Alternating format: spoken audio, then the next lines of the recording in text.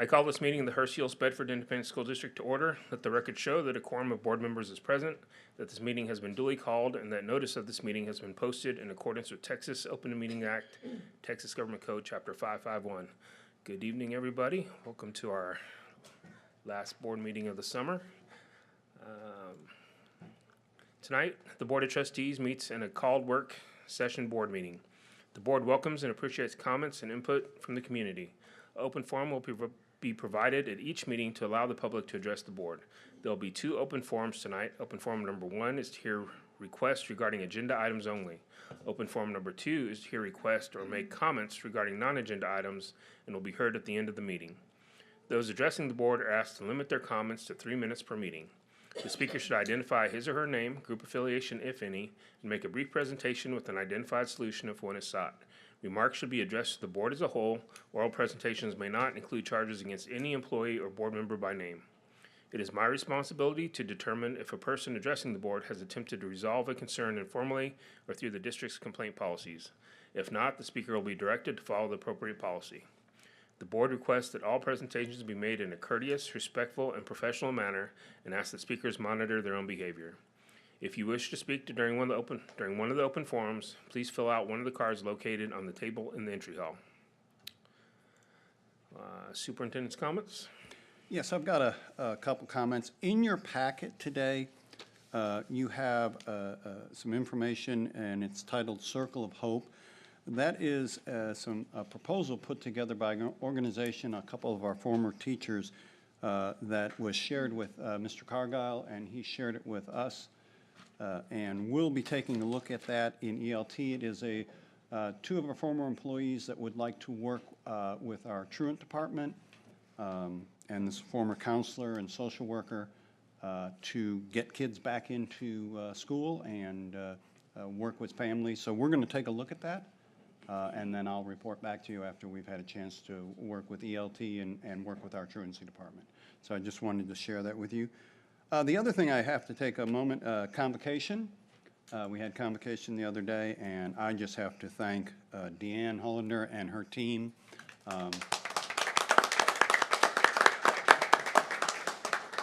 You know, when she said we were going to have a magician, I went right to Frosty the Snowman, and that's who I expected, and that's not quite what we had. So that was a big hit, really positive reviews. And then a shout out to Kendall Fries, the theater teacher at Trinity, who has stepped up the last several years to be the director of the show and just did a great job. And then Cross Cities. They are a great host for that event and really appreciate all their help. But we were very excited about convocation, and I thought Dean and her team just knocked it out of the park. So that's it. Great. All right, thank you. Yeah, it was fantastic. There was so much great energy there. Everyone was so excited. It was a lot of fun. Any clarifications? No, not at this time, no. Okay. All right, we're ready for open forum number 1. Nothing for open forum number 1? Okay, we do not need to go into closed session at this time. So we will start with reports and presentations. Any questions on disbursements for the month, July 2022? All right, 2022 certified property values as of July 21, 2022. Any questions on that? Okay. 6.03, discipline report. Mr. Johnson.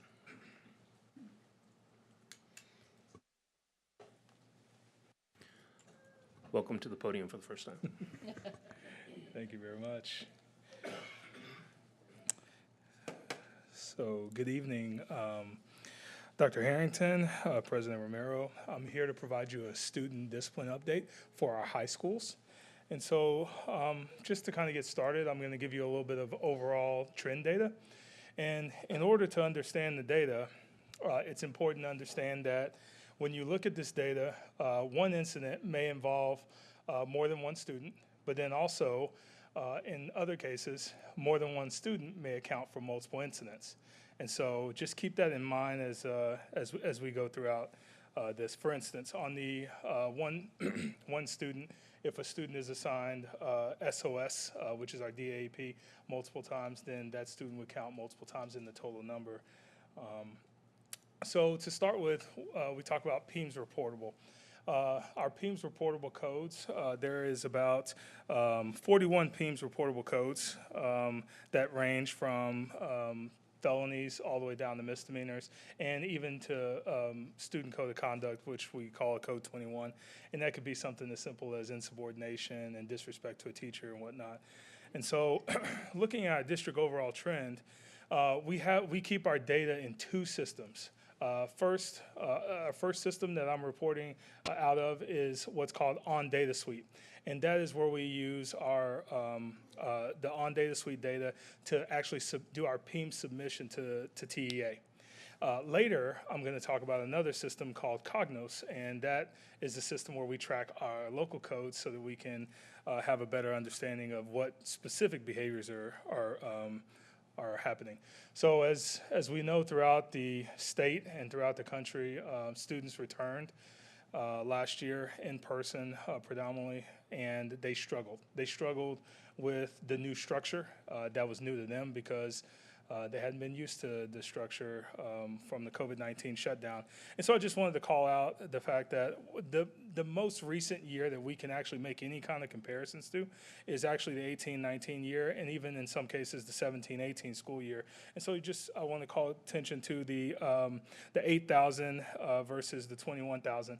And really, actually, let me go back. I really want to take an opportunity to applaud both our administrators and our teachers, because the reason why the behaviors were definitely increased last year. However, what you see is the extraordinary efforts that our teachers did in order to handle things at the lowest level and take care of the behaviors in their classrooms. And so, we talk about teachers being heroes, and this is just another example of the great work that they have done over in the 21-22 school year.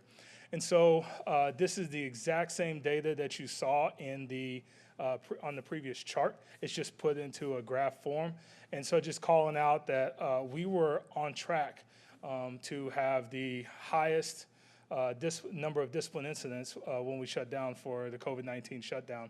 And then I also wanted to call out last year, we had a dip around January, and that was due to the Omicron variant that we're shutting down a lot of school districts in the area and really had district strain, and HEB was no different. So now that we've kind of talked about the high school, the overall district trend, now we're going to move into the high school trend. And high school does the majority of their local codes in Cognos, and that's why you see such a difference in the numbers. The previous numbers were our junior highs.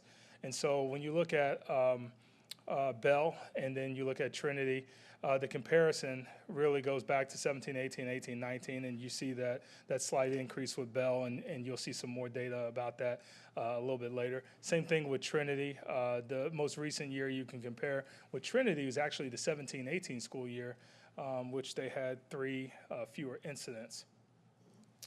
Again, we're going to go into the same graph just so you get used to seeing the same thing. So now we look at Bell, and you can see the trend with Bell. The COVID-19 shutdown, they were spiking up and then shut down. And then when you look at the 2021-2022 school year, you'll see that that COVID-19 variant actually potentially kept them from being higher than they would normally be. And so they still had a significant, not significant, higher year compared. And I'm going to go back just to show you when I corrected myself when I said significant, because significant would be more than they're 60 more incidents different from the 18-19 school year. So now this is Trinity, and you can see that Trinity, where they were in the orange dot for the COVID-19 shutdown, and then they were actually higher when the variant hit, and then they actually took a dip during the middle of the, towards the end of the second trimester and the beginning of the third trimester, and they ended up with their second highest 5-year trend. So as we look at this data, there's a lot of different data, and it's all about interpretation. I really just kind of want to help understand and find some meaning, because we know we have community members that are at home watching. And so when we look at our student referrals, they were at a 5-year high point prior to the COVID-19 pandemic. And so I think we could have forecast, if we can go back and have 2020 vision in the rear view, we could have forecast that we might be facing some of the issues that we faced last year, and even moving forward, because we could see that trend really spike. And then, as I said, student behavioral expectations and consequences were managed at the teacher and administrator level prior to initiating a referral. So what we see reported is what teachers or what administrators put in as a referral. I'm positive, absolutely positive, that there were several mitigating factors that were in place of conversations and conferences at the teacher level and administrator level prior to it meeting the standard of a referral.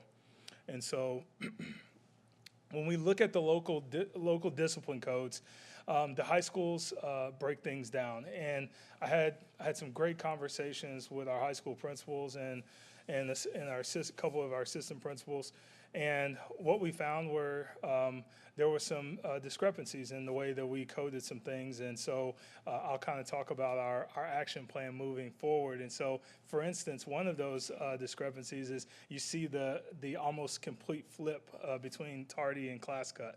And so definitions, the difficult thing about local codes is the more local codes you have, the more likely you have an opportunity for everyone not to have the same definition. And so that's something that we are definitely going to work on. And so truancy, I want to call out truancy. Truancy is when a student misses 2 or more classes during the school day. They could be on campus, they could not be on campus, but when they miss those classes, that triggers that truancy process of contacting parents and ensuring that they're aware that their student missed and conferencing with that student. And then you have leaving without permission. That's when the student leaves campus and then is caught re-entering campus for a multitude of reasons, most likely lunch. Is what we came away with. And then you have disruption and disrespect. And really those 2 codes are indicative of where the behavior happens. So, you know, many times disruption is going to be coded at the teacher level in the classroom disruption, and the disrespect is going to be a hallway or common area type of code. And so there you see the top common referral reasons for each high school. And this is coming from our Cognos report, and that's why you're seeing it different again. So we talk about the reasons that kids got referrals, and again, another thing, just our administrators did an amazing job of making sure that they handle referrals. One of the things when we look at the data, and we had this conversation, was that referrals were not going unknown by not taking action on them. So referrals came in, and there were immediate actions taken on those referrals. And you can tell, again, Bell does D-Hall slightly different than Trinity does. Bell does 2 D-Halls during the week, and they do a Saturday detention. And what Trinity does is they offer a 2-hour detention, and you can take it any of those 3 days, 2 days during the week or on the weekend. And so there's detention and lunch detention that was assigned at Trinity. And so you can kind of see how different campuses administered different things. So Saturday detention is a staple at Bell, and those students are used to that. Lunch detention and the way that they do their D-Halls on Saturday as well, that's a staple of how Trinity does it as well. So one piece I want to call attention to is the 2 asterisks. And you see an increased number of conferences and warnings. And what we came away with was there were some specific individuals who were double and sometimes triple coding. So for instance, if Brandon gets a referral in the system, it will say that Brandon got a conference, got a warning, and maybe got a D-Hall. And so that bang, bang, bang, and now I have three actions taken on 1 referral, which is not really what we want to do, and so that's a retraining process that has to happen. And then you see the OSS, which I'm going to get into a little bit more specific here. Now, as we look into the out-of-placement administrator assigned consequence, these are the actions. And so this is the number of times that each one of these incidents, or each one of these actions were taken based upon a student behavior, a student referral that came in. So you'll notice that I kept the bullets similar, because what I want to make sure is you understand the number of, the percentage of students that were involved in each one of these. So, for instance, you had 198 Crossroads, which is our in-school suspension assignments at Bell, 158 at Trinity, and then 257 for out-of-school suspension, and then 213 for out-of-school suspension for Bell. And then there's another asterisk that's at the bottom. When you look at our SOS, which is our DAEP, you see that Bell had 45 actions, which accounted for 1.8% of the students, and so 2 students were assigned DAP more than once. And Trinity had 5 students that were assigned DAP more than once. And so now... So along the same lines, do we know if students receive more than one out-of-school suspension? Would that be tracked? Like, is this Yes. 257 different students at Bell, or is it 257 times that somebody got? This is 257 actions, and Okay. and the corresponding, since we're talking about 257, I'm going to go to the next slide. And then that 257 was actually 146 students Okay, who sorry. received those assignments. And so remember, I left the percent of students so that you would have a frame of reference there. And so going back, Bell had 198 actions, and then they had 142 students that were involved in that. And so that's where you see the contrast, and I wanted to provide you that information. Moving along, wanted to also provide you an update of how we did regarding special education out-of-placement administrator assigned consequences. And so Bell, we had 18 Crossroads, 23 OSS, and then 5 SOS, and Trinity 19, 15, and 9. So notice that our special education students were not assigned DAP more than once, and so that's a very promising thing, because I will tell you that it's hard to get that number, because when we're talking about special education, we're talking about a wide range, and these could include behavior kids. Students with behavioral issues. So, other disciplinary reasons that I wanted to call out, because most of the time there's always a question about them. So, fighting violation of the drug or alcohol policy, that's PEEMS reportable to the state. Dress code, insubordination, and e-cigarettes, or what's called vapes. And so you can see for each respective high school there what those codes were. You also notice that there is a discrepancy between dress code, and that was a conversation.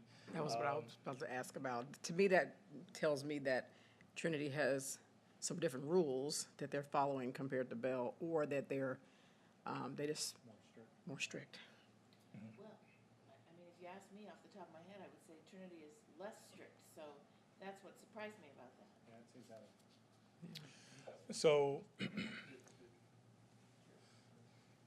So one of the conversations of action steps is to really get a handle on what does dress code mean for us, and it means what it says in the handbook. And so we can't choose to selectively enforce that, because a rule is a rule. And so that was an area that both principals immediately, when we talked about this and they saw it, they're like, yep, we already have a plan, here's what we're doing.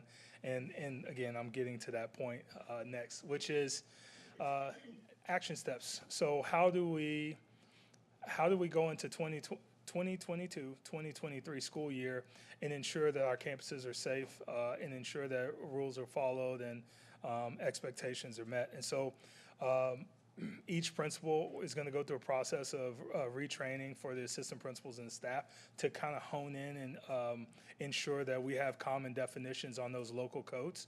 And so a class cut is a class cut, and a tardy is a tardy at each school. And so we can make those comparisons when we look at the numbers over this school year, because we've had retraining, that happened. The other piece too is when we work with teachers. Like I said, teachers did an extraordinary job of handling things in the classroom, but there are such things as administrator managed behaviors.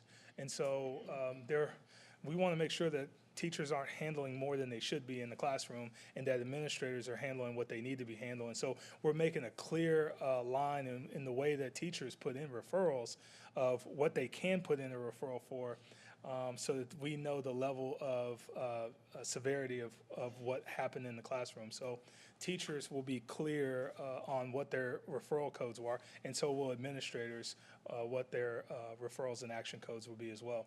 And so we're also going to work with, and we have already started the process, we're working with our DAEP people, our PEAMS people, in our principals to consolidate some of our codes to provide some clarity, because there are some codes that were not being used. And so you have one school that uses this code and another school that doesn't use that code because they code it as a code 21. And so it's in there, but it's different, and you can't draw those comparisons.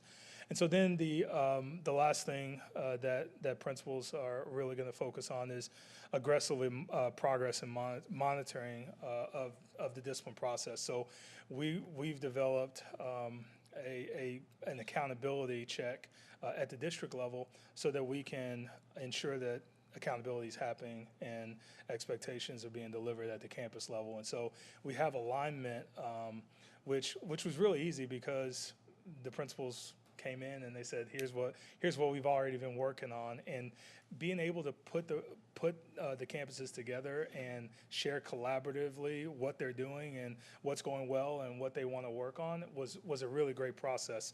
And so those are the three major leverage points that we're focusing on as we go into this year, so that we can address student behavior.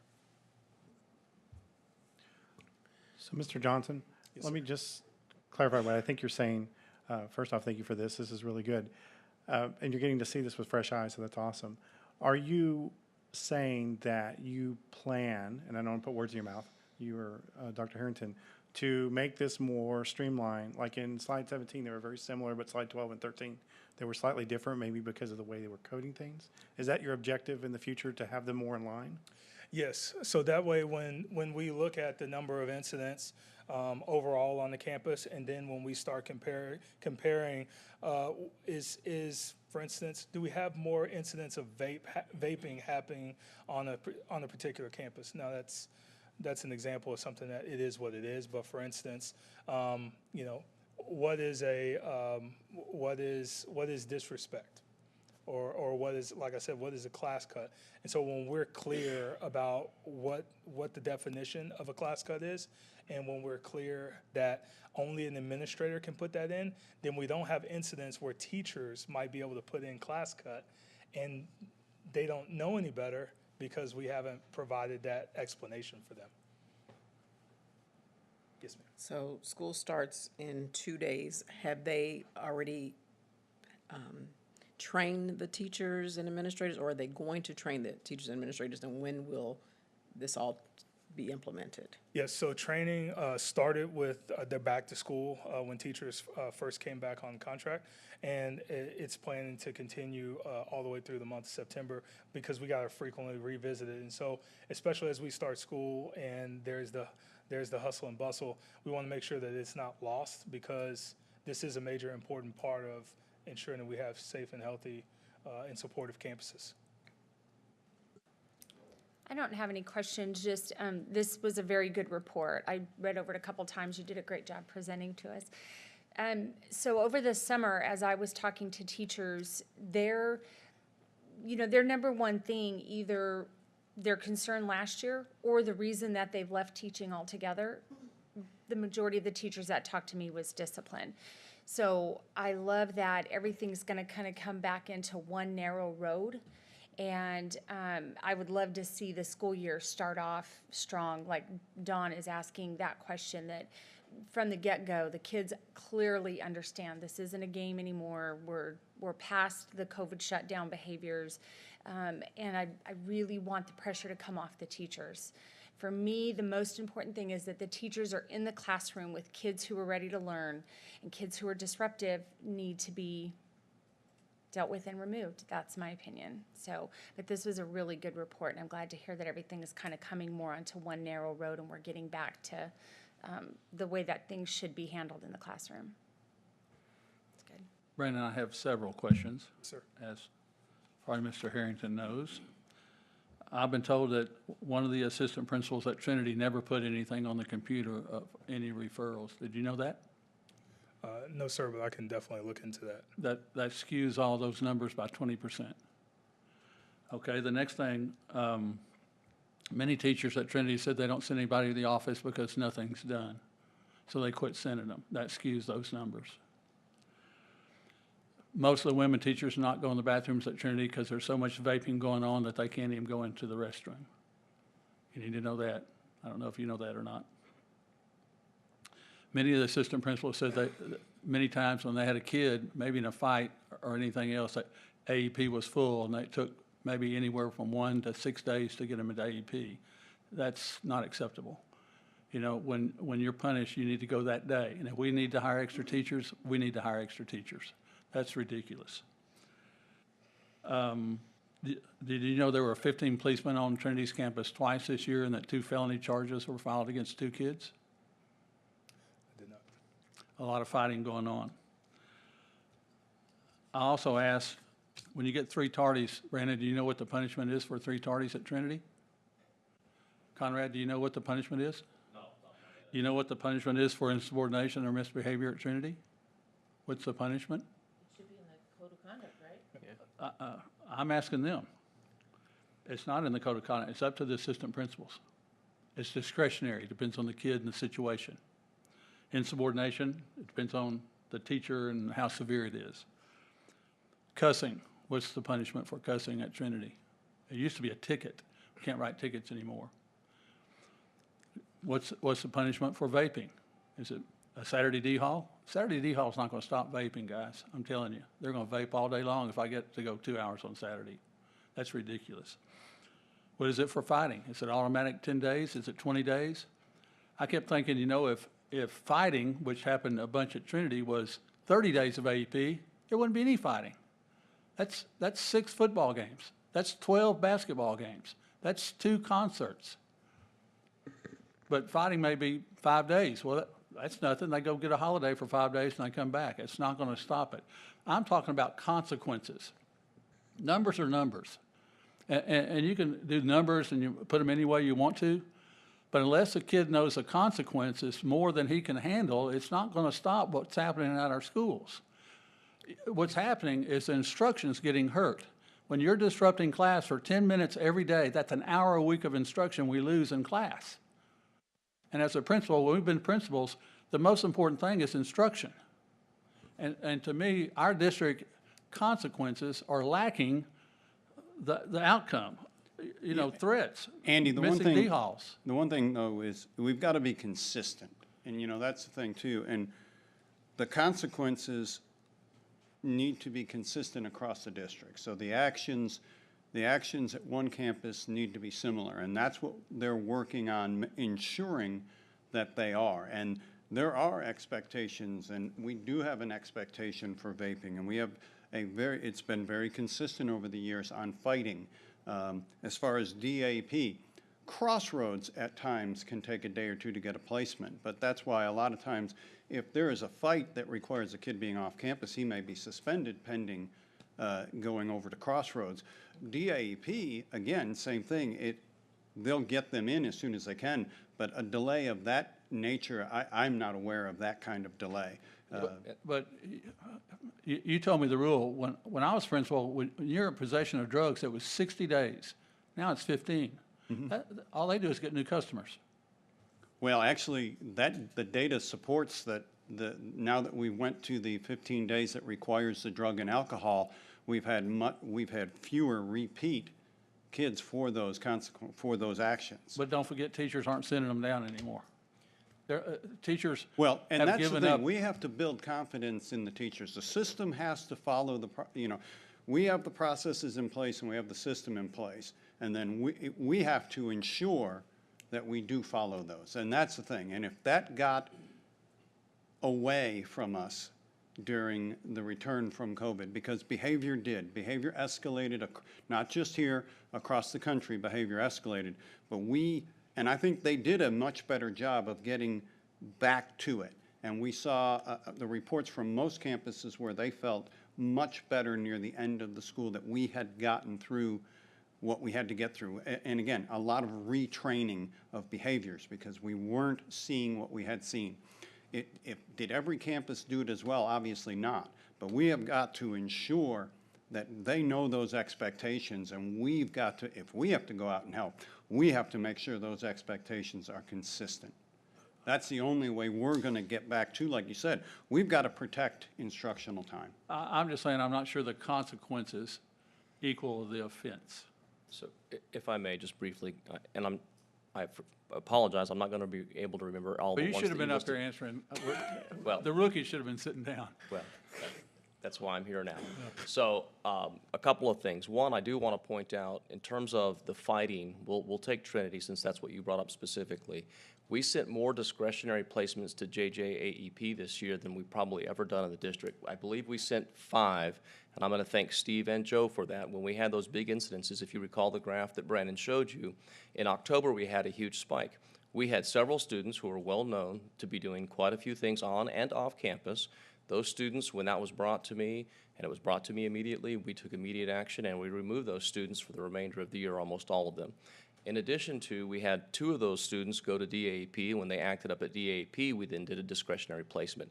Now, JJ this year, because of the increased number of discipline incidences across the entire state of Texas, JJ no longer allowed us towards the end of the year to do any discretionary placements.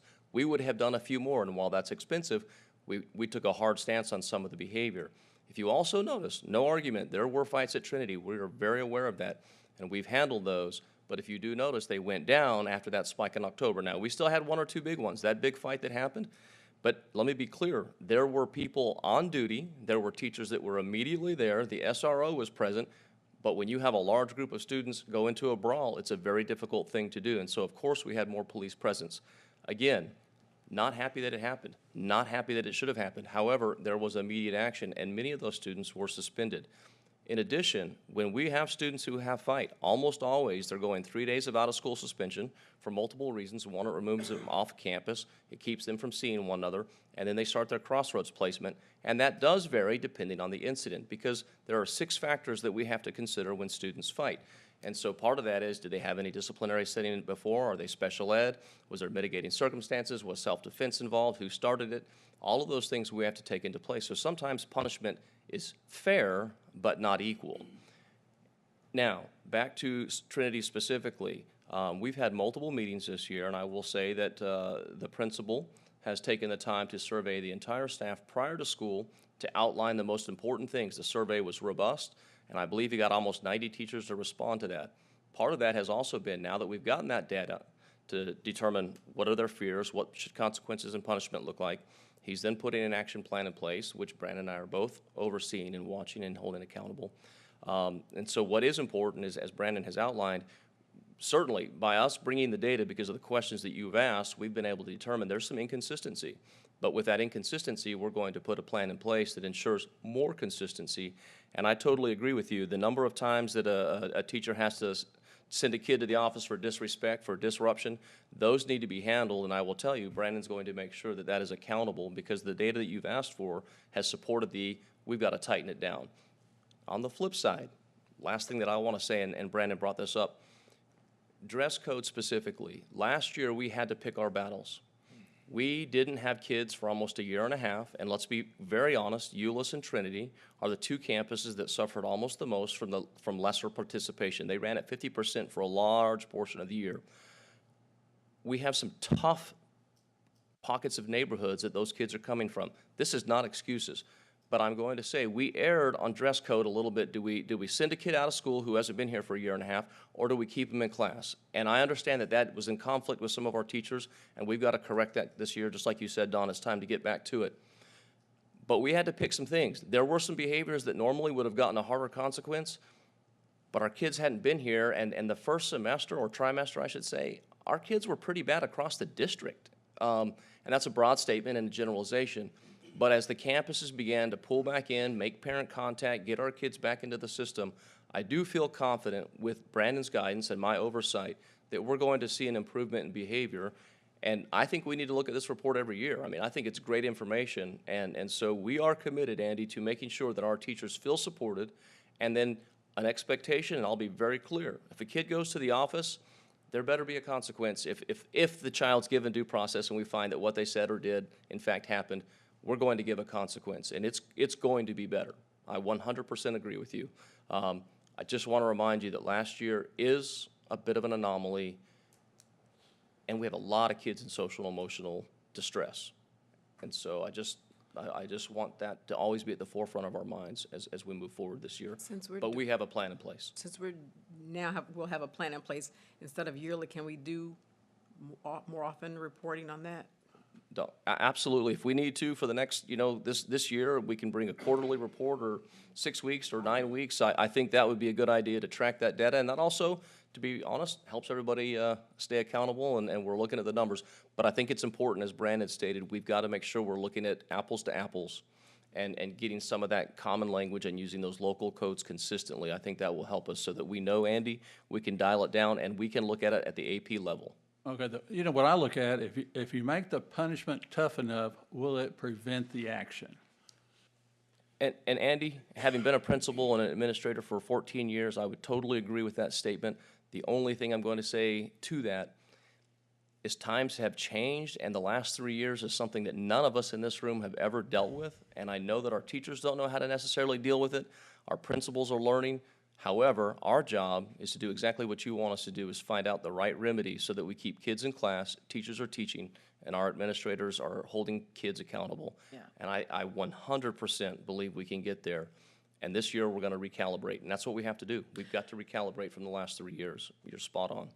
Well, my 7 years in Dallas and 2 in South Grand Prairie was not a joyride. 100%, sir. Totally agree. I know that. And it's standards set that kept kids from doing those. So I'm thinking, if it was tough enough, would an athlete stay up and not fight a kid because he doesn't want to miss games? And that goes to throughout the school. 70% of our kids are in extracurricular. And I'm glad you brought that up, because that's an expectation that we've placed on both principals, is this is a team effort. Our athletes, they've got to be the role models.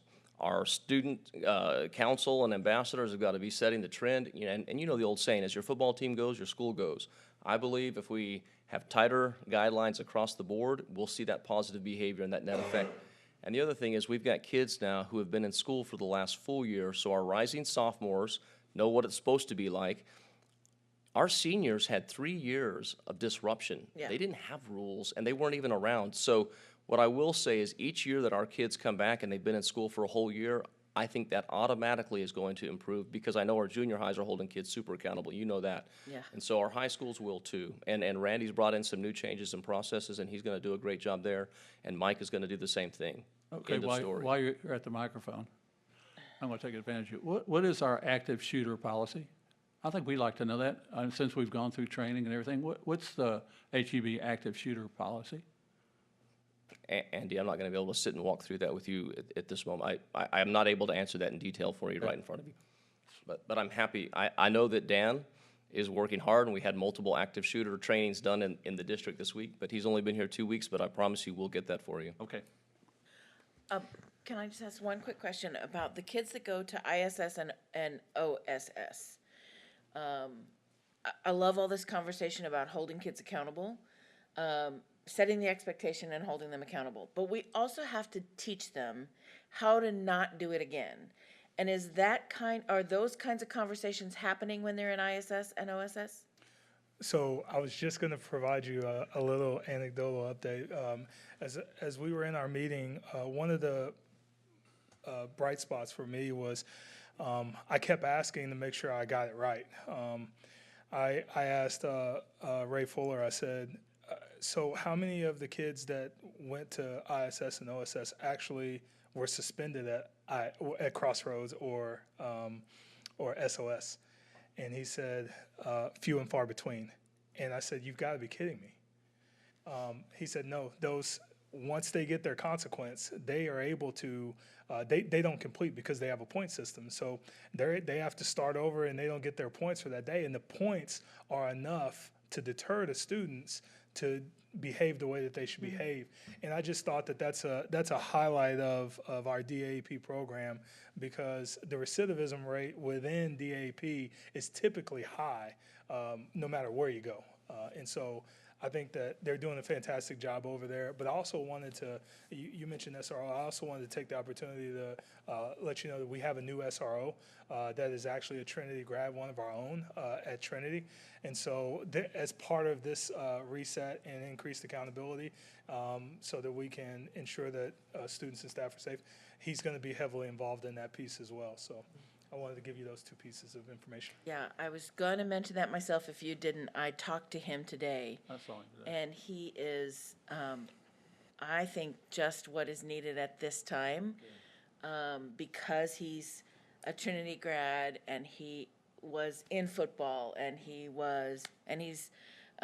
know, he's just the right one to make a difference there, I think. I spent a lot of time with Mr. Fuller this last school year, and you're exactly correct. What he's doing over there is absolutely amazing. He leads by example. He dresses by example. I was in complete awe of the respect that the students had for him. I was in awe. I was there for almost 3 hours one day. I was in awe of him. So any nuggets that we can take from what he's doing and place those into the high schools, I think would be amazing. I also want to echo, I was going to say exactly what Dawn said. I would like over this year, it doesn't have to be elaborate or long, but maybe every 90 days, just a small report, some numbers on how it's going so that we can kind of stay accountable to it. And I would just like to see how the plans that you are starting with are working and evolving and going throughout the year. So, thank you. Yeah, we'll make sure that happens. And I do want to echo what Rochelle just said, because I was about to, the pieces that Mr. Fuller has put in place and the Boys Town model and their point system has worked outstanding at that campus. Any additional questions for Mr. Johnson? A few questions. Welcome. Congratulations. What a cakewalk this first time was for you. Thank you for being here. If we're going to be seeing this frequently, I've got some clarifying questions just on terminology. Yes, sir. Okay, we're looking at referrals and disciplinary incidents. And there's many more referrals than disciplinary incidents. So you can have a referral without a disciplinary incident?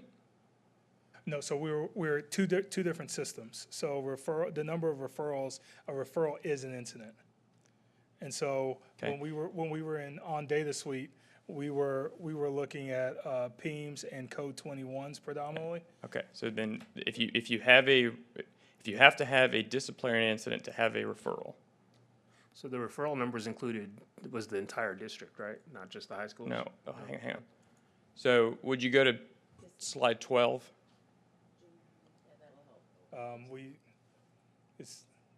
Keep going. Okay, Okay, right there. right here. So we've got referrals. Let's just take Bell High School Tardy. We've got over 1,000 referrals, Yes, sir. right? Okay. So if what I'm understanding is there has to be a disciplinary incident to have a referral, how do we have over 1,000 tardies at Bell and we have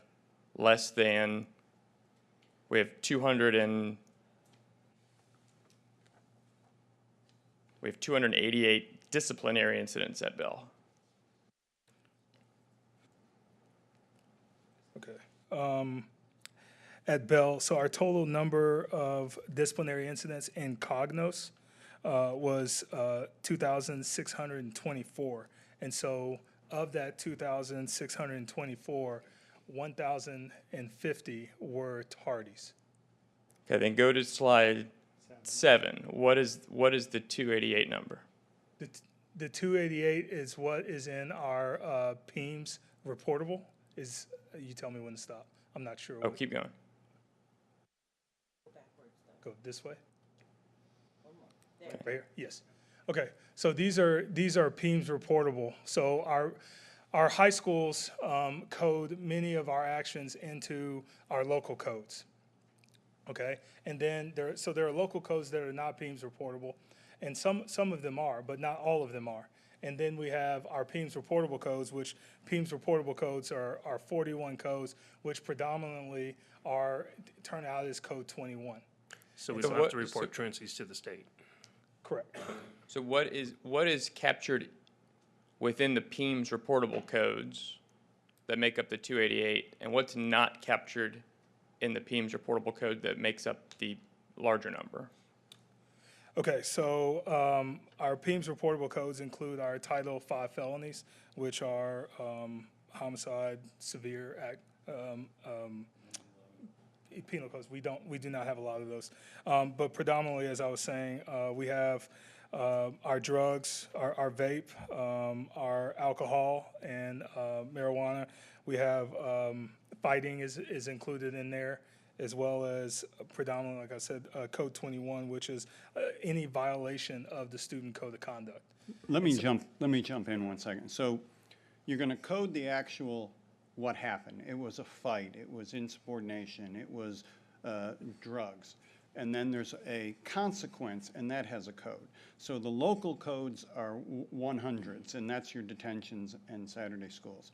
When you get into ISS, those are your 200s and your OSS. When you get into SOS, DAP, that's a 300 code, and then the expulsions are a 400. So what this represents are the things that are at the 200, 300, or 400 level. That's what's reported to the state. We don't report those others to the state. Those are local. And so they are not reported. And so that's where probably most of those tardies are a detention or a D-haul, so we're not reporting those to the state. So all of those would come out of the count. Okay. So, and then go to, well, you don't know, the 1, 2, 3, 4, the 5th slide. I think you've got to go up. Yeah, oh, you just had it. Right here? Yeah. Okay. So that's district. Is that just secondary? What campuses are these? This is all campuses, and K through 12? Yes, sir. Okay. And one of the major differences is the way that our schools, our high schools use predominantly local codes. Our junior highs predominantly use code 21, which that crosswalks into these right here. And so that is, this was a high school report, but that is also an area that we are working on. Okay. I think as we're consolidating codes and trying to clean this up, I think it will at least help me to bring me along on, you know, as you're coming back here, you know, what do these words really mean? What are we actually measuring? And if we're changing the way we're doing it, just help educate us on that, because I'm going to need some help on that. So I think I'm hearing there's a push for discipline, trying to bring behavior back into check. So I imagine that these numbers of incidents and consequences are going to go up.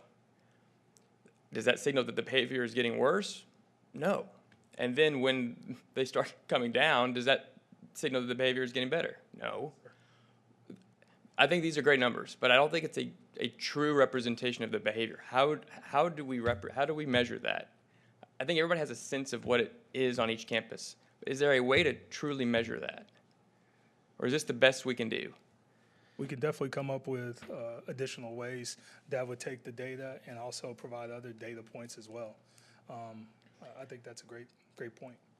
I think one way we can measure that is we do a student and a staff survey every year. And we ask the question about safety, but maybe we should revisit that and make sure we're asking that question the right way, or adding in a follow-up question to it. That might help us to measure it. And I think that could be helpful. I just don't want this to be a measure of success, because when you bring us bigger numbers in 90 days, if there's been a push for discipline, the numbers are going to be higher. And I don't want that to be a measure of the principals doing their job on, you guys, we're asking you to bring in the discipline, and now you've got all these discipline problems. Well, that's really not what's going on here. So I think we should look at these numbers with a grain of salt, and if there are true disciplinary problems that we've identified, try to identify those real problems and how we're trying to work towards a solution. This is great, 30,000 foot, view of it. But if there's any way that the school board can support actual, solutions at each campus, please let us know. We want to help in any way we can. And I do appreciate this information and welcome to the district. Thank you. Definitely learned a lot, and next time, this presentation's in front of you, it will have the adjustments that you requested. I have just one more question. I thought about this. What kind of drugs are we finding on the campuses? Like minus the vapes, or if the vapes have the T, whatever it is. What other kind of drugs are we finding on our campuses? I don't have that information right offhand, but I can get it for you. Okay. That'd be great. Thank you. All right, any additional questions?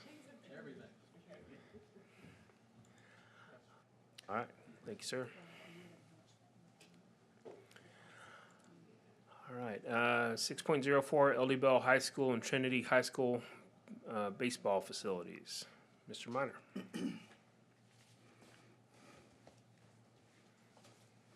Good evening, ladies and gentlemen of the board. So I'm here to speak to you or with you about the baseball field buildings. So the restrooms, concession, and press box. But as I'm talking about that, I'm also going to go ahead and include our softball fields as well. And the reason for that is anytime I field questions for one, it generally ties to the other. There is a little bit of difference in there, so I want to be able to point that out this evening.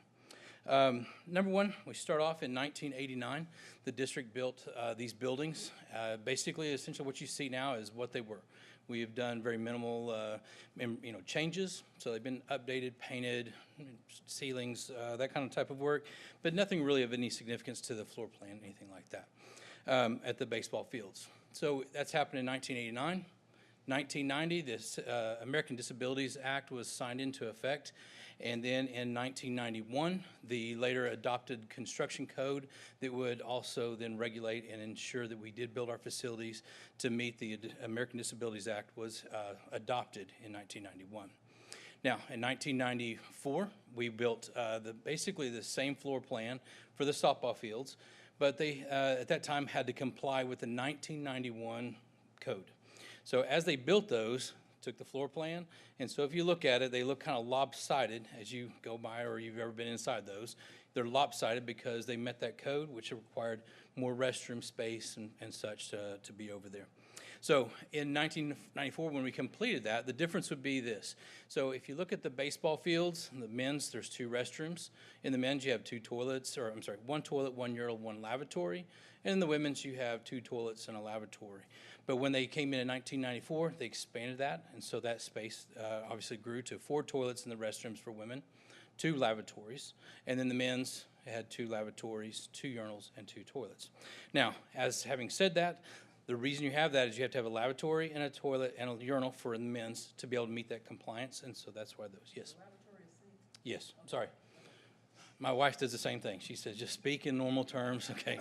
So a sink. So the sinks, they have to be able to meet that compliance as well. And so when you go into a restroom, that's why you'll see those different heights and that type of thing. As we finished up the work on the improvements, we did the synthetic turfs, we worked on the dugouts, we have worked on fencing and such for the baseball and the softball. Also finishing up some of the work that we've done through the last bond. We were looking at the improvements that we could provide, and this was one of those that kept coming up as far as compliance for the ADA. And also I want to say, the reason I tell you in 1991, that's what the softball is in compliance with. There were later updates, and so softball meets that compliance right now. The reason we have not made any major changes or updates is as soon as we touch that, then we're out of compliance and we'd have to do something major. But without doing that, what I would like to do is, this has been on the plan to bring to the facility board meeting to be able to discuss that and have an in-depth conversation with you to look at other possible options and solutions that the district would like to move to. Now, last year it was supposed to be on there, but if I had not hit a speed block and been unable to prepare for the planning of that to have a better conversation with you, then we would have had this last year. But at this time now, that's what we're looking at this coming year. At this time, what I'm looking at doing, if the board is approved and is interested, is I'm reaching out to our one of our architects and have them provide us some options. Because as you can see, there can be something very simple and minimal, or we can go very complex with that. So I've not been able to, I thought of what I would be asking if I was in your shoes. So what's the cost per square foot? What are we looking at for options? They range so greatly, I wouldn't be able to bring a good option or plan for you this evening. But if I can put together some options with one of our architects, and I can show you that. And we can have that conversation at the facility board meeting. Okay, Josh, I'm the one that requested this. In the summer, the district, both Bell and Trinity, have a 7th and 8th grade team, which are future 8th and 9th graders. And they play South Lake and Keller and Grapevine, Colleyville. And I got to go to the Bell field, which everybody loves. And I sat there, and the smell was coming out of the restroom so bad, I was trying to hide to make sure no one knew I was a board member. And then at the end of the game, I went in there and I had to hold my nose to go in that restroom. What bothers me is they're really small, and it's really tough for a wheelchair. Yes, sir. It really is really tough. They're old. We've been putting lipstick on that pig for many years, and I can't complain about maintenance because I was there and they did the best they could.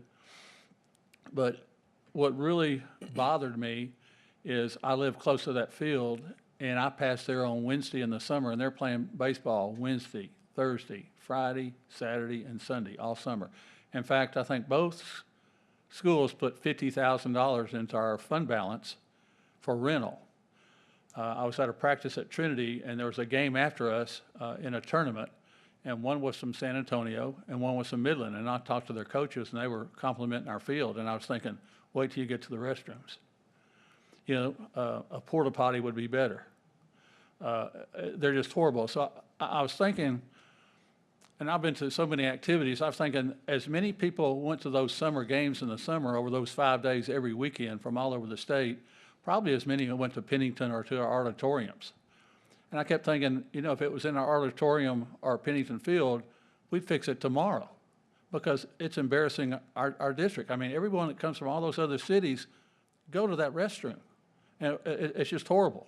And y'all did a great job, but you don't have much to work with.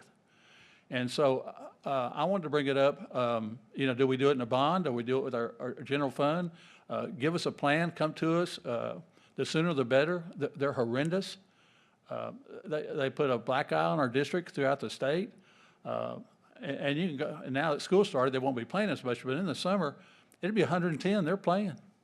I mean, they're playing all day long, Wednesday, Thursday, Friday, Saturday, and Sunday. And they're not all from HEB. They're from other districts. And I think that was an embarrassment to me as a board member. It was embarrassing to me as a former employee. And I'm glad you came with a plan that you're going to bring to us and show us the options, and the sooner the better. The season starts in baseball, in January, February? And I think as a board, we need to make a decision on what we need to do. Okay. Thank you. So Josh, what is going to be your direction to the architect? What are you asking for? In something like this, what I would normally do is what is bare minimum, what's a mid-range, and what is what's the coup de grace. And what I mean by that is medium range to coup de grace would be what's expected, what's the, I'd say industry standard, but what would be expected in most facilities of today, of modern nature. Like we did that when we did the natatorium, and we did just that. We showed that what it would cost to repair and maintain what we had existing, what it would be to try to take where it was and make it, expand it, or what was the moon. So we went and had to relocate, and get a price for that as well. So usually I look at kind of 3 options. What is it just to barely get by, which I'm hearing and I agree is that's probably not the direction I think the district wants to, but what are the next 2 options that we would really be looking for? And I think Danny's point, the restrooms is really priority 1. So if we get a medium or a coup de grace, can you ask the architect to provide plans that could be phased in such that if we wanted the big ticket item, but we don't have the money to do it now, that we could at least do the restrooms that would still work in with the plans, such that we didn't get down the road and say, gosh, I wish we didn't redo these restrooms in the way we did, because it doesn't work with this bigger, larger plan, and now we got to tear this whole thing down. Just work within some framework where I think we've got to do the restrooms. I think that's non-negotiable. But I anticipate what you're going to bring us is going to be something that we're going to want to do either now or down the road. Okay. Does that make sense? Yes, sir. Okay. Any questions? Thank you, Josh. All right, thank Any you. additional questions? All right, thank you, Josh. All right, return to learn health protocols, Mr. Streeter. Thank you.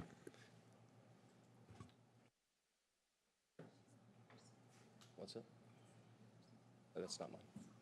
1 second, please.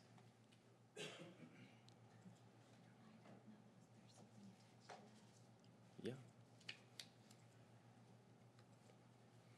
Okay, well, while Ty's looking for that, what I did, and if we can't find it, we can pull it up on the website, but what I did is actually submitted the actual, what it looks like on the website so that you can see what was posted. And so one of the requirements that we have as part of our ESSER plan is that we must submit by August 1st our plans for ESSER 3. And so part of that drives our health protocols as well. And so Joy was not able to be here. There we go. Was not able to be here this evening. So I'm going to share a little bit with us. The good news, though, is we're really getting back, I want to say, more normal than we've been for quite some time.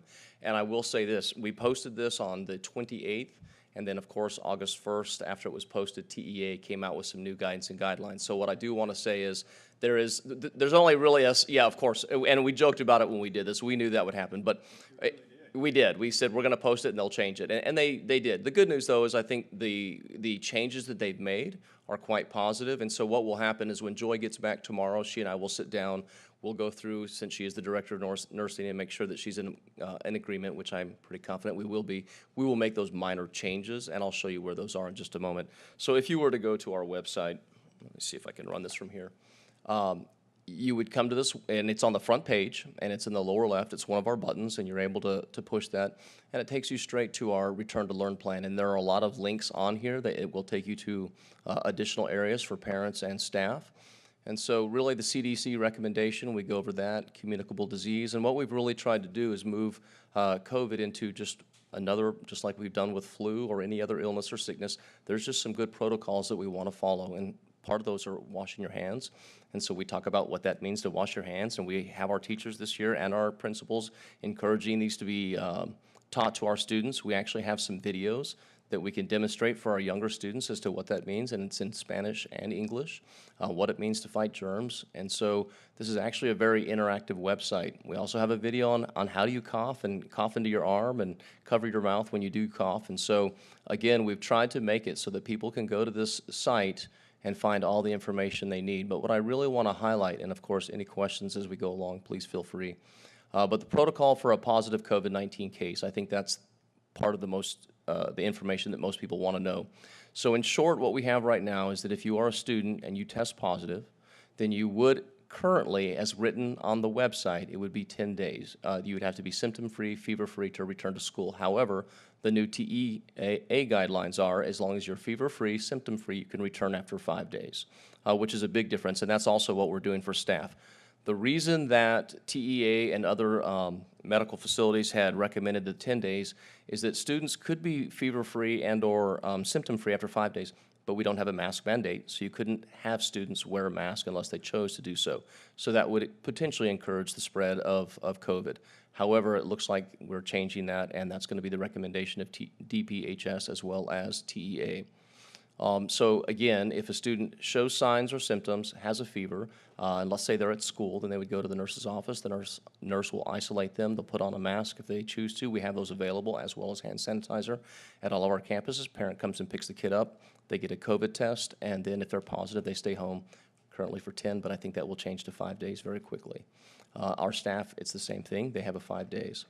And if you're symptom-free, then you still stay home for the 5 days, but you can come back immediately if you are a positive case. Again, close contacts and quarantine, you know we moved to this last year. You're no longer sending classes home or teachers home or other students, but we do still notify if we have an outbreak or a student in a classroom or on a bus or an employee in any district facility. We're always going to send home information or to our staff that you were a potential close contact.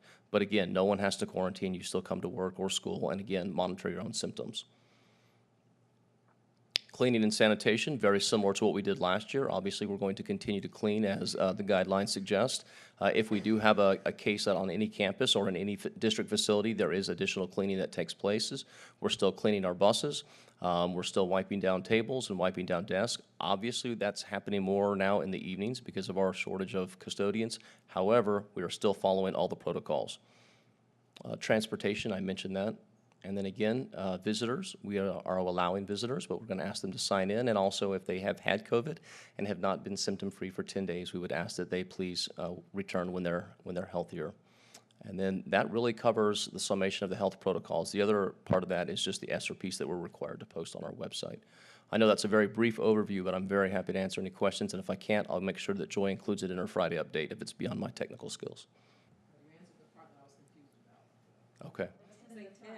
Yes, yeah, and that, like I said, we will update that as soon as tomorrow if, when Joy gets back, and we just have an opportunity to have that conversation. I'm glad they put that into alignment because that was confusing. It was very confusing, and we had several phone calls, but I will tell you positively, we've had very little, in fact, I've had zero conversations, concerns with anyone other than just, it's really been on the other side as we really hope our kids can stay in school.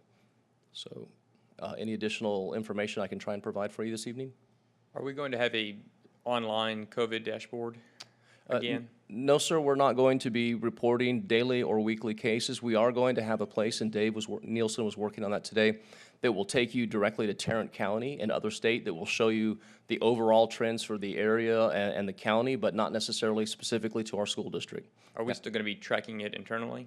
So if we have positive cases, those must be positive cases that are identified here or reported to us that are students or staff. We are required to report that. Yes, sir. Okay. But I believe the reporting has been simplified, which will help us. So now, I believe she's reporting total cases where before we were having to report individuals. So again, a lot of the reporting requirements have reduced. Yeah, it's That'll much more, really help our nurses. much more streamlined, which we're grateful for. So it's not as onerous? Yes, sir. Good. Any other additional information? All right, thank you. I just want to thank Dave and Joy for their hard work on this. Thank you, Mr. Streeter. All right, Ms. Tuttle, legal policy, regulation, and exhibits. So our legal exhibits and regulations do not require board approval, but they are for information only. Are there any questions about any of those policies? It's a smaller update than we've had the last few. All right, any questions? All right, 6.07, revisions to board policy exhibits identifying district designated personnel overseeing compliance with Title IX and ADA Section 504 requirements. Longest title ever, but Started reading, I couldn't those stop. policies are just updating Luke DeFilippis as our Title IX coordinator for employee issues and Stacy Force for student issues. All right, any questions on that? Okay, review of monthly regular meeting board agenda items. Financial statements for the month of June 2022. Mr. Williams.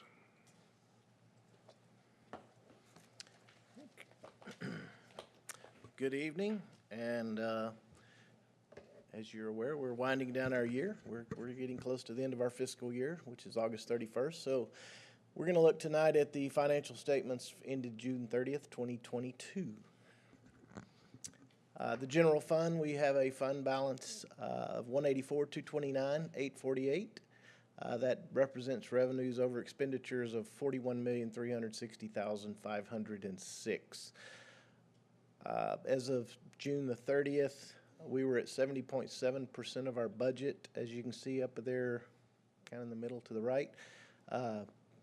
10 twelfths, or 10 months out of 12 months, that's 83%. So we're well below that percentage as far as our budget goes.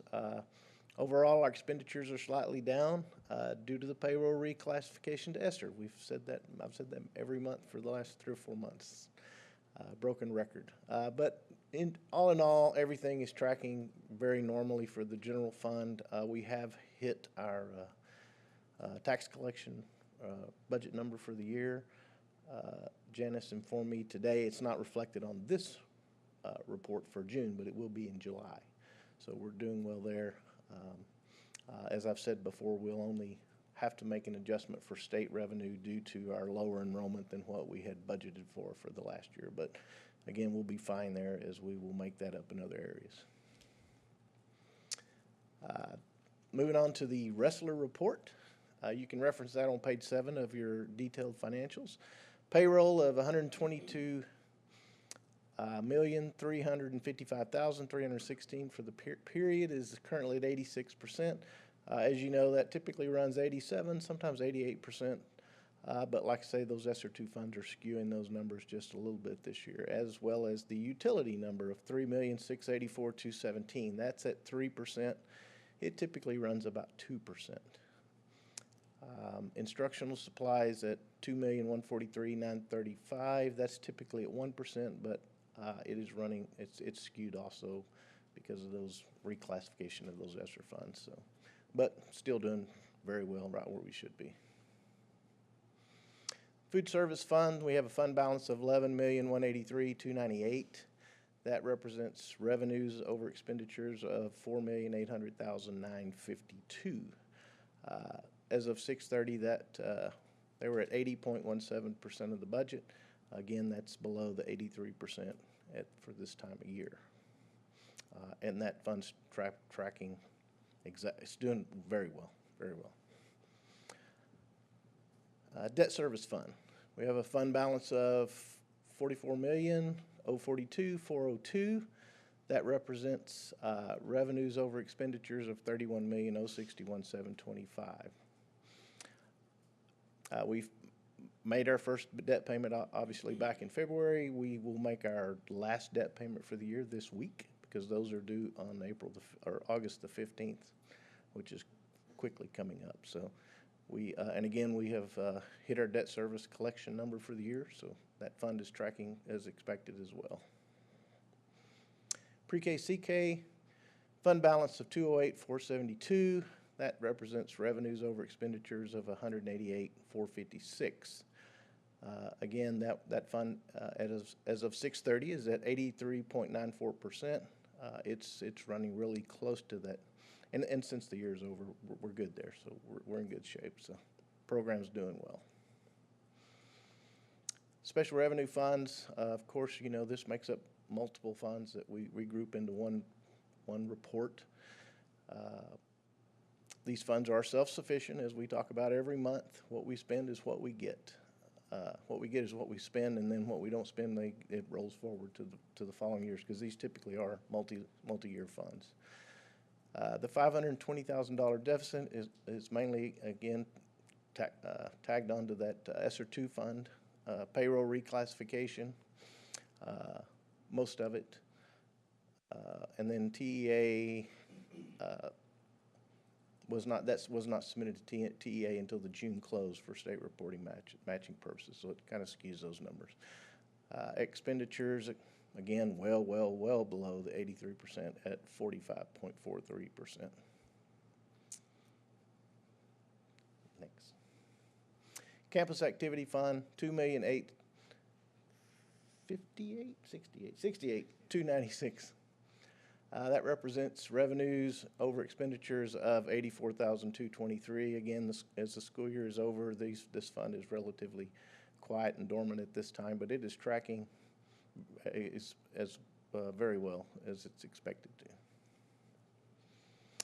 The 2018 bond fund, $26,228,841.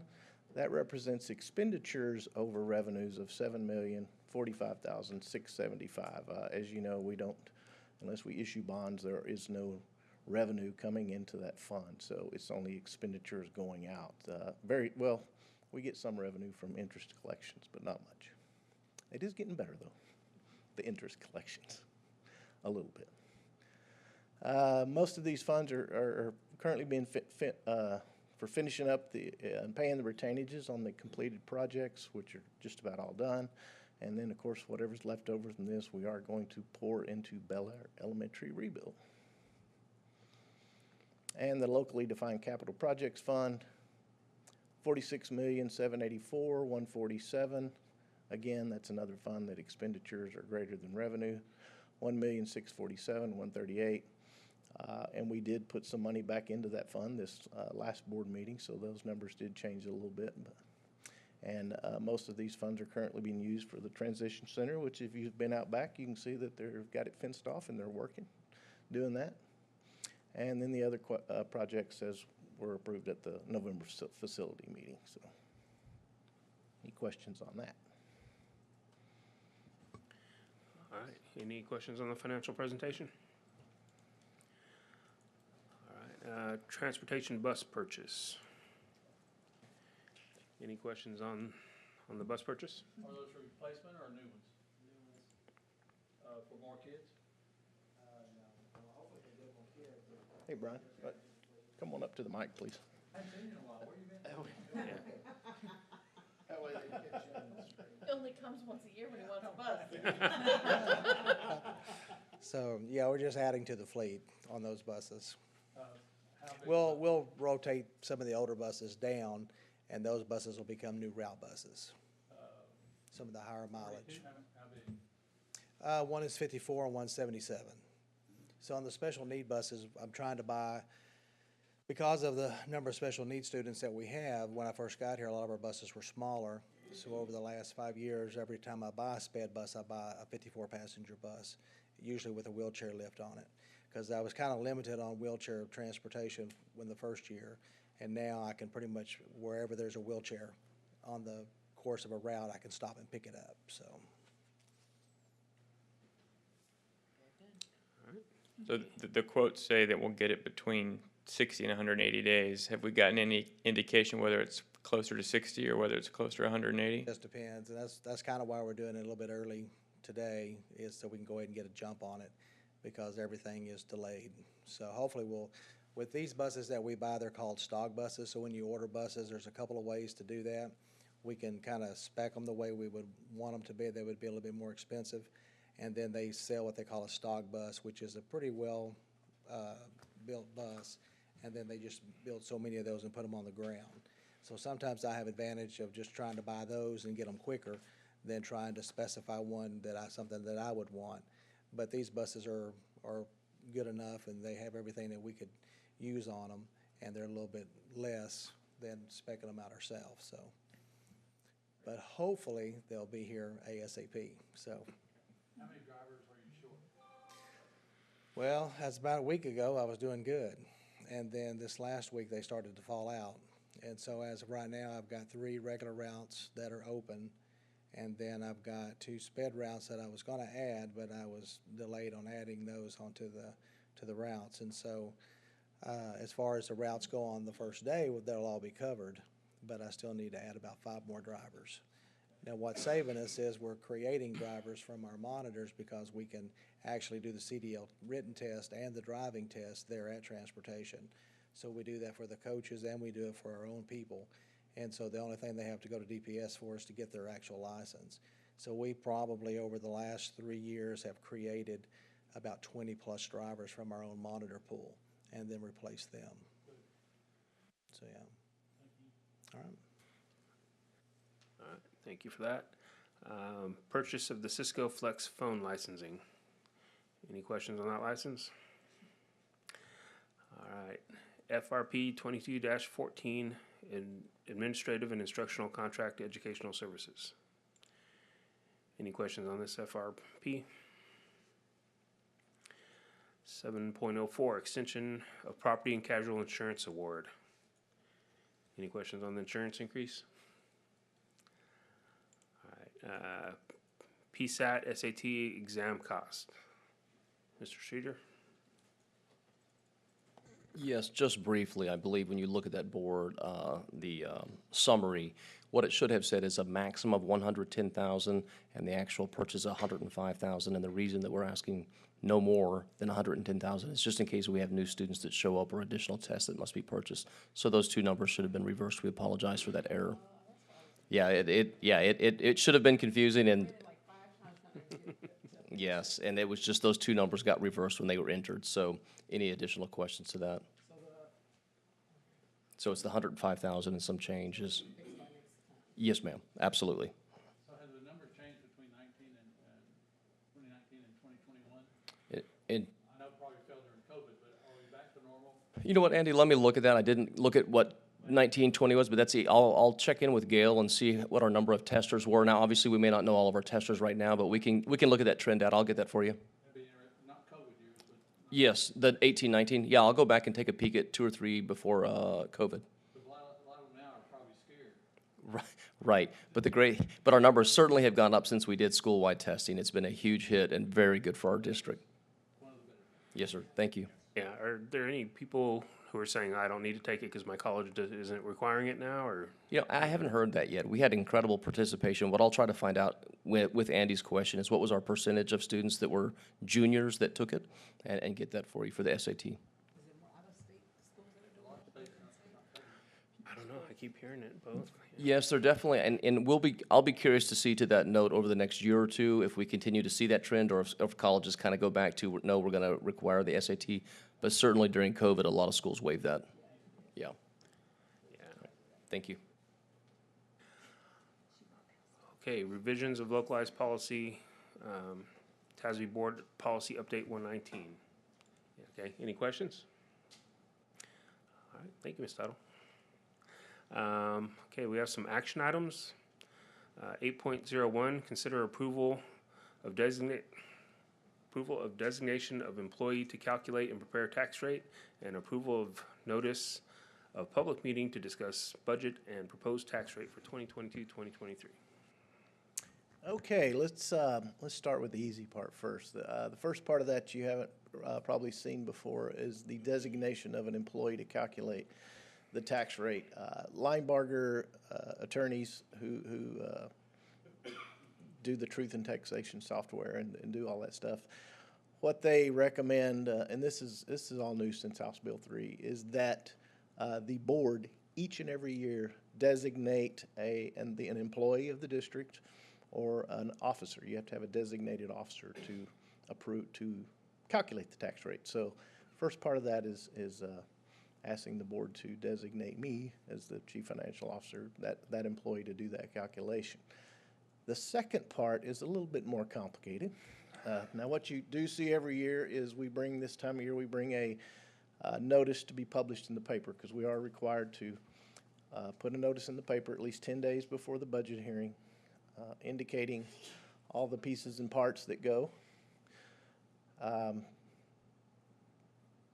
so that the public will be made aware of what the board is anticipating doing or proposing to do. So what is a little different this year is we're bringing you 2 different options. We don't typically do that, but like I said, House Bill 3 changed some things.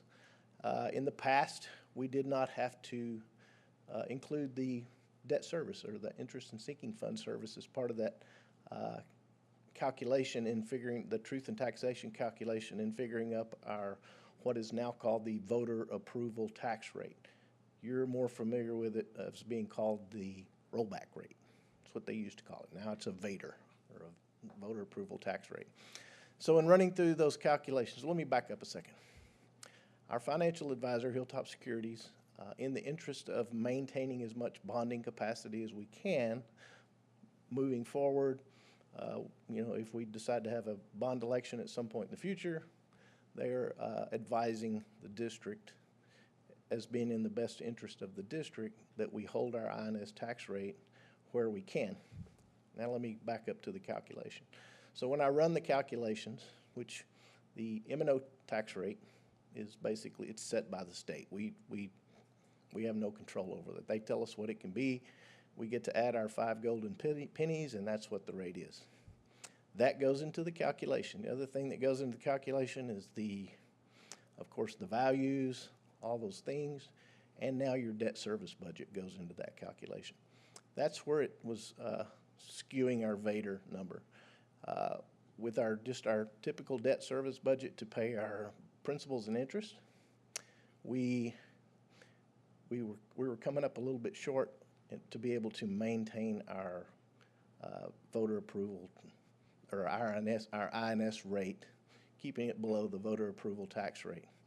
That doesn't mean we cannot do it. What we can do is we can defease, redeem, or in simple terms, we can pay off bonds and save interest, which is That's where their recommendation to hold the rate is. I mean, that's always, you know, it's what you do. It's like you try to make an extra payment on your house every year to save interest over the long term. So that's what they're recommending we do for bonding capacity purposes. So what you have is one option that holds that rate, but we will be required to pay down about $5 million in debt, which will save us about $1 million in interest over the long term.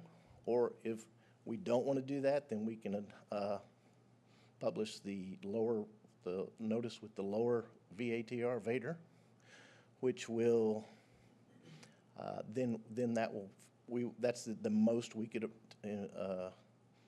adopt without going over our total tax rate going over. So that's at 1.0855. Now, if I just totally confused y'all.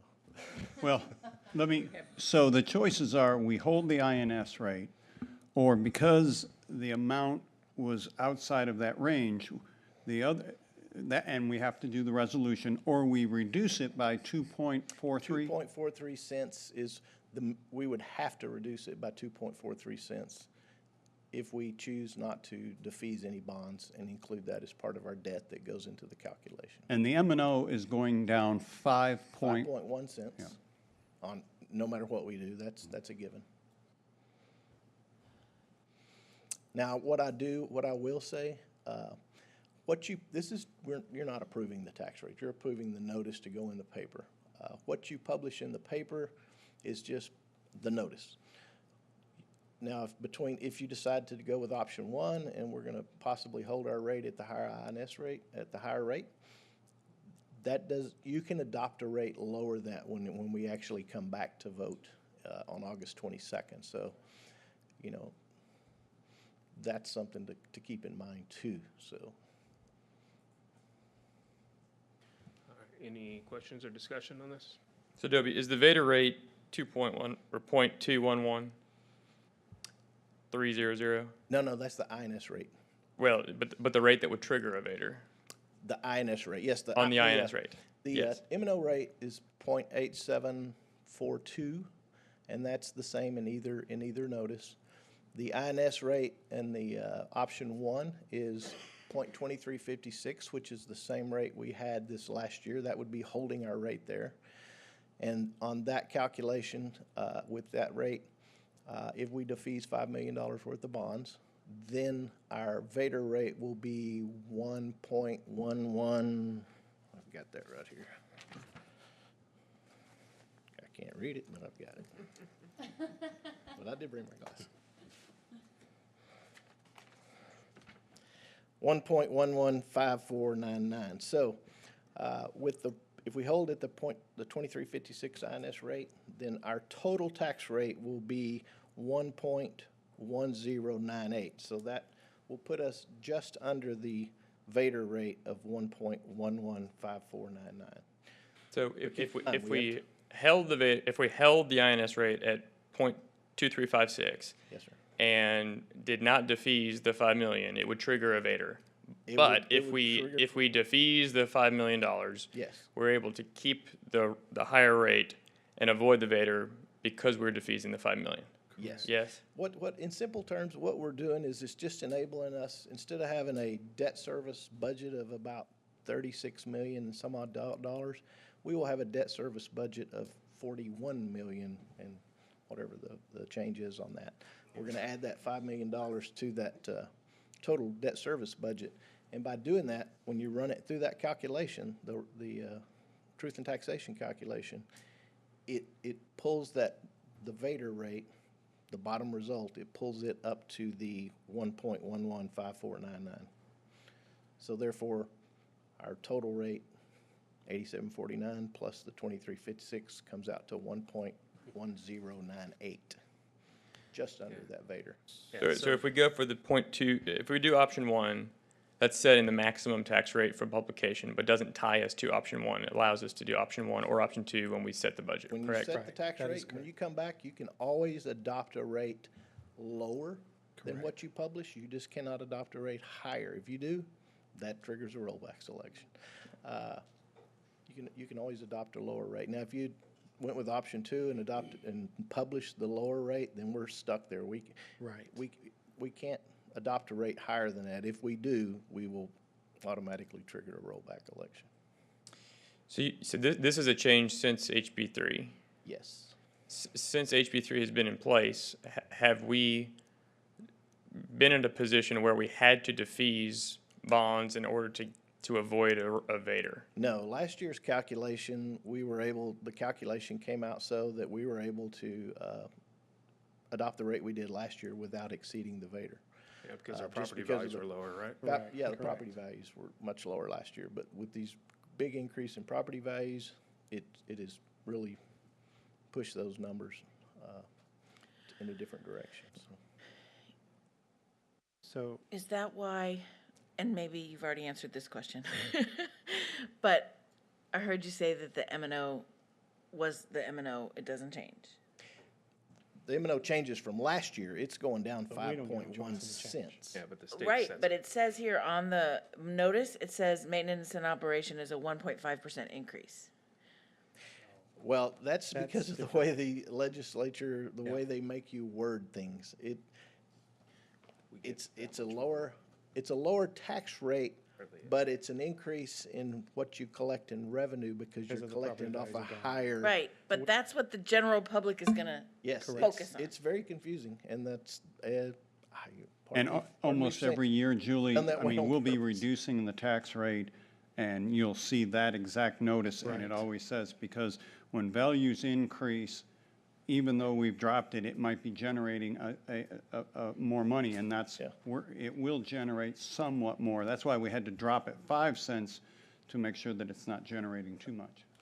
And yes, But we're generating more revenue, but we're getting less revenue from the state. We get this. That's right. Yes. That's It's a the way they've wash. We're- designed we're- it. getting more tax revenue locally, less revenue from the state, but we're getting more revenue overall because property values have gone because up. of property Our, values. our going local up, so. property taxpayers are paying a higher percentage of the cost of running the district. That's the way to word it, That yeah. is the way it's worded. And if you think that's confusing, wait till we adopt the rate and the wording you have to say to adopt it. It's totally confusing, and to me, it's more confusing to the voters and taxpayers than it is if you just stated it like it actually is. So. So, Dobie, just to clarify, and you and I have talked about this before, if we go with option 1, you are going to pay $5 million in debt. Well, if you just publishing the notice, no. I mean, we Okay. don't have to. Your intention but if- is to pay $5 million in debt so that we we don't get into a Vader situation. Right. Pay Okay. $5 million off, which will obviously reduce our principal balance of debt, $5 million. But it would also save us almost $1 million Correct. in interest. And hypothetically, should we use a bond in the future? It sets us up a little better for that. Sets us up a little better for a bond, absolutely. And then my third point is, we have the option, you have the option in the future to even lower that, even though we decide to go with option 1 today. Yes, the board has that option. That's my They 3 can points. choose, they can come back and say, no, we've thought about it, we And choose then, to adopt the. so lower when rate. we come to our next meeting, that's when we will vote on the tax rate. So if we approve option 1, the other piece is, if we approve option 1, then 8.02, we have to approve that resolution. But if we came back in the next meeting and went with to lower the INS, that resolution is now moot because we won't be defeasing those funds because we didn't generate those excess funds. Right. So I just want to if we go with option 1, then even, no matter what we do in 2 weeks, we have to approve the resolution also. Yes. And the other thing that you probably noted in the Friday update is the option 1, how much more, I mean, because you're the board, have to keep the taxpayer in mind. The option 1, that costs the owner of a average home valued at $239,000, $386. That will cost that taxpayer about $58.17 more than if we drop it to the 2.43 cents. So it's not a huge cost to the taxpayer per year. Yes, it's. Now, none of us could figure out what home we've seen for sale for that price, Right, but, that's- you know, so that's what the average that did, value- that's what the according to appraisal district- their information, it was 239,000, but You know, you might even say a home just under 500,000. That's the appraised value, though. Yeah, that's the appraised value, yeah. With all the exemptions and stuff, you might get it. Well, that's right, that's probably including homestead exemptions, yep. What other questions do we have? All right. Looks like people are still thinking. Well, I mean, I'm fine with doing option one because it still gives us the option to Yes. do one or two. I mean, let's put ourselves in a position to be able to think about this for 2 weeks and come back rather than not give ourselves the option. I am in favor of option one as well. All right. Well, does somebody have a motion? I move that the board designate Dobie Williams as the employee authorized to calculate the 2022-2023 tax rate for the district. And I also move that the board approve option one, notice of public meeting to discuss budget and proposed tax rate for 2022-2023. Second. I have a motion, and a second, for the board to designate Dobie Williams as the employee authorized to calculate the 2022-2023 tax rate for the district. The board also approves the option one, notice of the public meeting to discuss budget and proposed tax rate for 2022-2023. Please vote.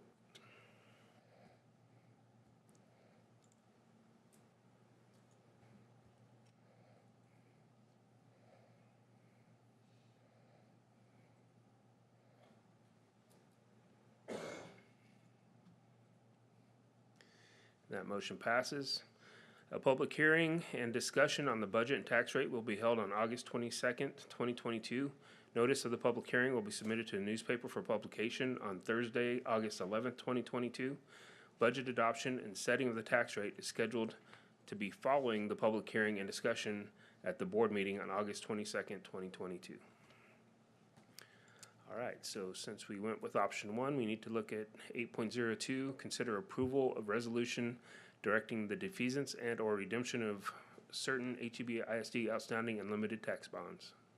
Okay, so this is tied directly to what we just did.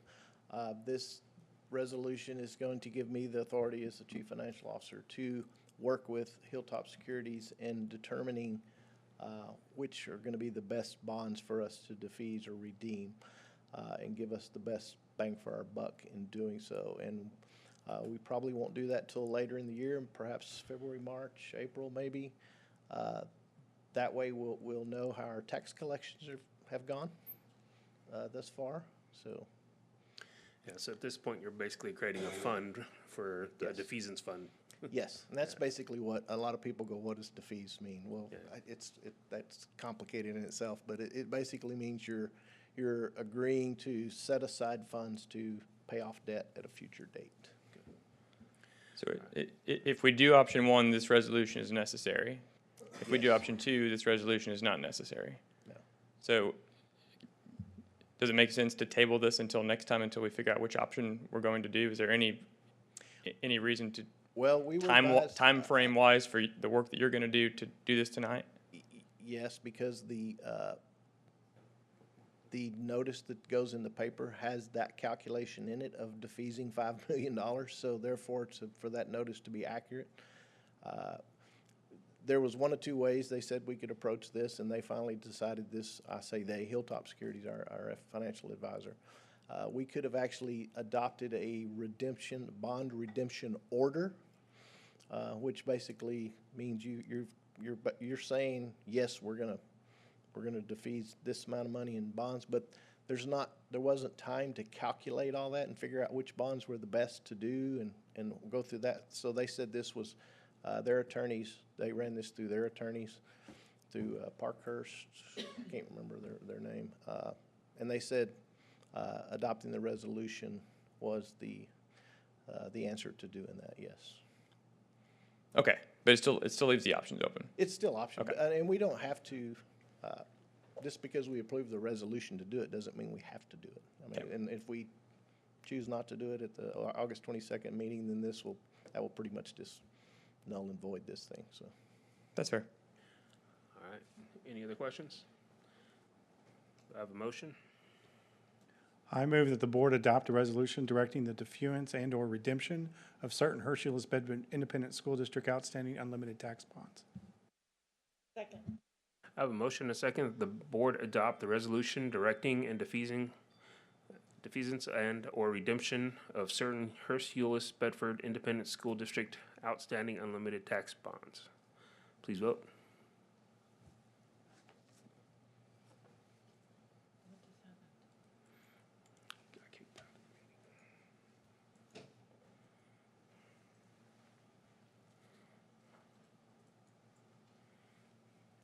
And that motion passes.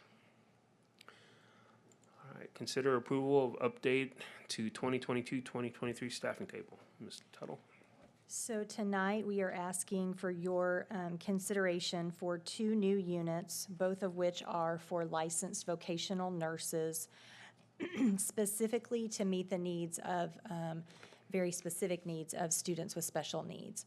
One of those will be at the Special Ed Support Building at West Hurst, and one of those will be at Bell Manor Elementary. Any questions? Any questions? I will accept the motion. I move that the board approve the new units as submitted. Second. I have a motion and a second for the board to approve the new units as submitted. Please vote.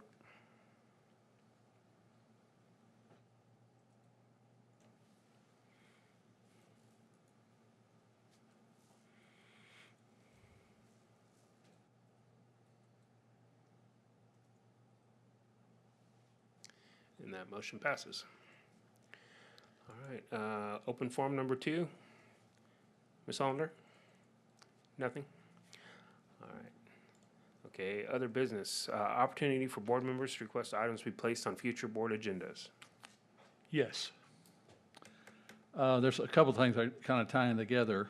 I know in junior high, if you're in athletics, if you don't play football, you have to take PE. There's no off-season basketball, there's no off-season baseball. Okay, I have a 90-pound 9th grader that should not play football. He's really small. He either has to go into PE or play football. I don't understand, since the bus goes up to Trinity, he can't go up to Trinity and work out an off-season baseball or off-season basketball to improve his skills. Don, you probably understand this more than anybody. I wasn't allowed to have that happen, so. I know, but you're on the board now. So I wonder why that can't be done. And I know that if you're a 9th grader and play varsity, you can go up. But if you're not on varsity, you can't. So you're allowing one kid to improve his skills, but not another. That bothers me. The other thing I think that bothers me is 9th graders playing varsity, but they can't play, 9th graders can't play JV. So if they're going to improve their skills, if you're in 9th grade, you should play on the level that it helps improve your skills. So if you're good enough to play on the JV, you should be allowed to play on the JV, like every other school in the state of Texas. Because all the 9th graders are in their high school. My granddaughter is on the 9th grade volleyball team at Euless that will play Arlington Lamar yesterday, that has every one of their 9th graders in their high school, where we don't have Central and we don't have Harwood going with us. So we compete against those better kids. So I just want the same thing allowed in our district. And the reason they don't have off-season in junior high, because there's not enough coaches. That doesn't bother me. But to deny a kid to improve his skill level bothers me. I know there was a lawsuit in Plano, and the school district lost by not doing that. And I think we should allow the kids to play on the level their ability lets them, whether in what grade they are. If 9th graders can play on varsity, then 9th graders ought to be able to play on the JV. So what's the agenda item that you'd like to add? To 9th graders to be on the varsity or JV, that's one thing. And the other thing, if you're not playing football in 9th grade, that you're allowed to come to high school, which there already is transportation. There's a bus that goes to both schools every day. They can get on that bus and work in the off-season in the sport they like, which my 90-pounder plays baseball and basketball. He was basketball player of the year at Euless Junior High. Well, if he goes to PE, that's not improving his skill level. But if he gets to go to Trinity and works out with the JV or whoever works out, he plays against better kids, his skill level will get better in the sports he's going to play. He probably won't play in college, but at least it gives him a better chance to compete, especially when you go to those other schools. Well, that's true. I mean, I agree with that. But, you know, you're always going to get better when you play against better opponents. But what are we, do we want to report on this, or? No, I don't know that we can. I want to change our policy, I don't know. So do we have a policy that? that ninth graders can play varsity. We have a board policy. policy that says? I don't ninth believe graders it's can't? policy, it's practice. But we can get together some additional information. We're working with our junior highs right now, and I believe they have it all in place. There will be off-season for those ninth graders. And I'm double checking to make sure that seventh and eighth also, that they, because I agree, you don't need, whether you play football or not should not determine whether or not you get to stay in athletics. So those kids will be able to stay in athletics. Now, I don't always have a corresponding program for them to go on the bus to. You know, if they're not a workout last period, that's the thing about junior high. That you can't, if the high school is working out in the middle of the day, I can't do anything because I can't send them up there at that time. We're going to look at this. The other thing I will tell you is moving kids to the JV. I mean, Andy, you know, I coached 17 years. I moved very few kids, i.e. two No ever. problem. I agree. Off the freshman team. And the reason is, most of the time, your best skill athletes are all there together in the ninth grade. Now, there's some different things. Size is a thing that takes place, and that's a consideration on whether or not we want to go up and play JV or JV1. But again, the entire time I was coaching, we moved one quarterback one time. But I can tell you, my starting outside linebacker from a state championship team played freshman football the year before. And he was an all-district player that next year, but he was right where he needed to be. I think we've just got to make sure. But what I don't need a kid being told, you can't be a part of our program because you're not in football. You know, so we've got to make sure we have a place for our basketball kids, a place for our baseball kids to work out. I may not have a place for them at the high school, or I might. I think we're continuing to look at that. But what I told them this year is I don't want kids being told they have to get out of athletics because they don't want to put on the helmet. Well, I agree. It's very few kids. Don's son should have played JV as a ninth grader. Yeah.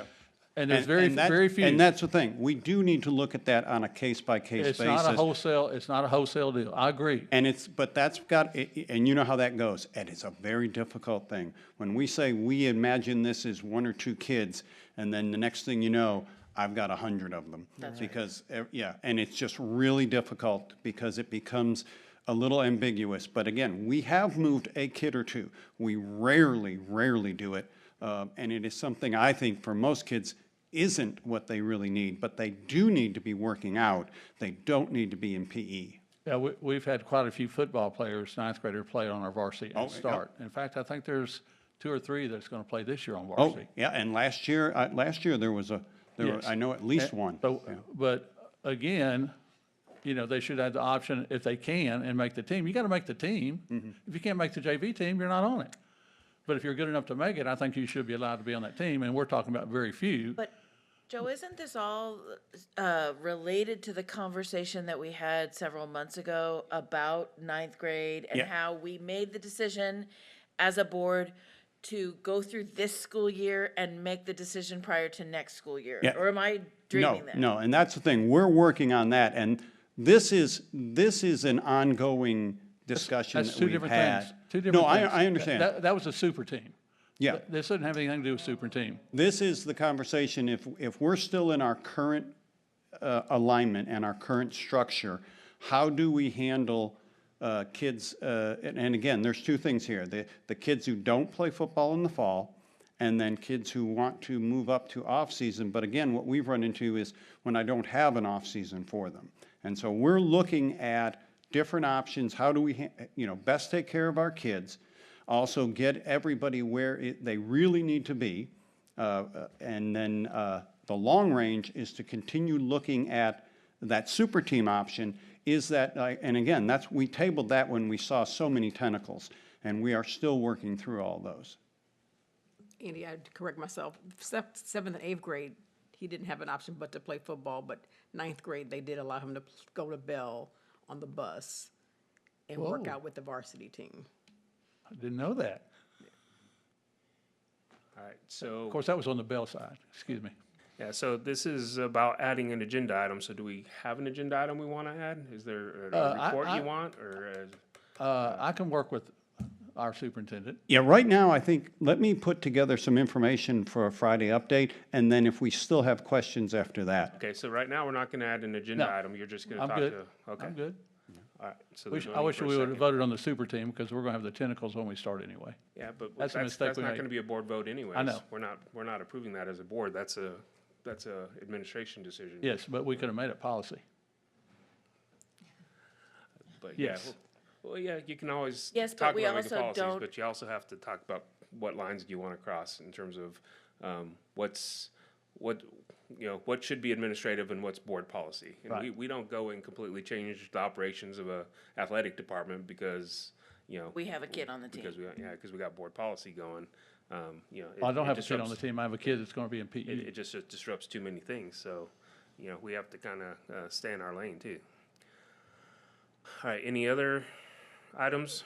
I do have an item. I really liked the presentation tonight on baseball, softball, because it previews, it previews for us what we're gonna see at the facilities meeting, and I think gives us an opportunity to know what's coming, and also, give some direction on what that looks like. So there's one item I'd like to see the same sort of presentation being given by Josh. It's something that Joe and I have worked on together the last couple of weeks. It's that we've added all of these pre-K classrooms, state-based and CK pre-K. We didn't add playgrounds, and they're not allowed on the regular playgrounds at the schools. And so we have a differentiation between what some schools have for playground equipment for kindergartners and what other schools have. And when we've done an initial survey, and we found out it's all across the board. It's different at every school. And I think this is something that we're going to see at the facilities meeting for kindergarten playground equipment. But I would like a brief presentation by Josh, similar to what happened tonight, to give us an overview of what the landscape is today and what we might want to get to, so we can have a robust discussion at the facilities meeting, rather than seeing it for the first time then. Yeah, and that might be Josh and Darla, maybe, or, since she's. Josh would lead it up, but also Darla can talk numbers also, because we've seen a big increase now with full day. All right. All right, so we're talking about a report, right? So. There's a report sometime before the report facilities on- meeting. A report on pre-K playground equipment, brought forth by Mr. Brown and seconded by Don Jordan Wells. Okay? Any others? All right, discussion of board activity chart. I just glanced over it real quickly, and it looks like we have it's just through August, September. Through September, we have really good participation. Did you look at the new one too? Oh, wait, I need to find the new one. Yeah. Yeah, we still have good participation, so. All right, thank you, everybody. Looks like we're covered. Let's see, consider approval of TASB Board Position Region 11D. And I asked Ms. Cole to speak for a moment on this. So there are two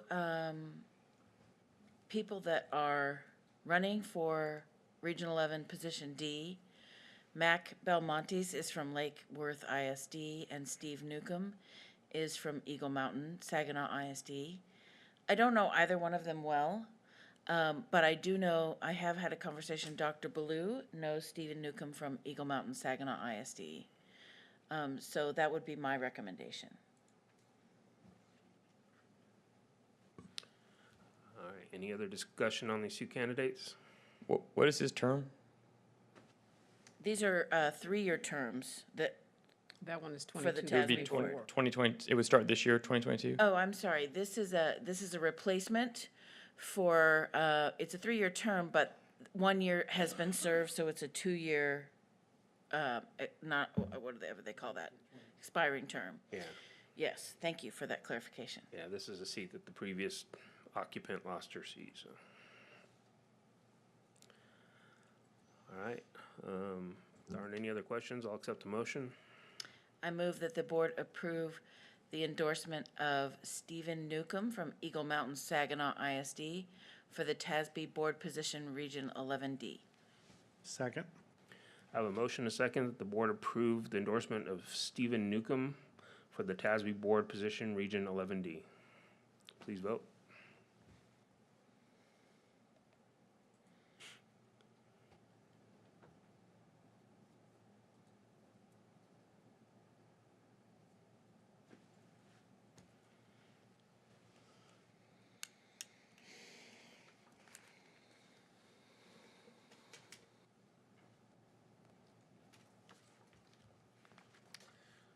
All right, and that motion passes.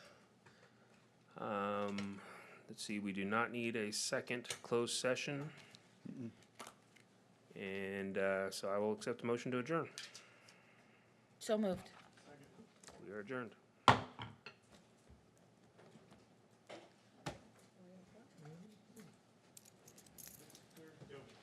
Mr. Doby?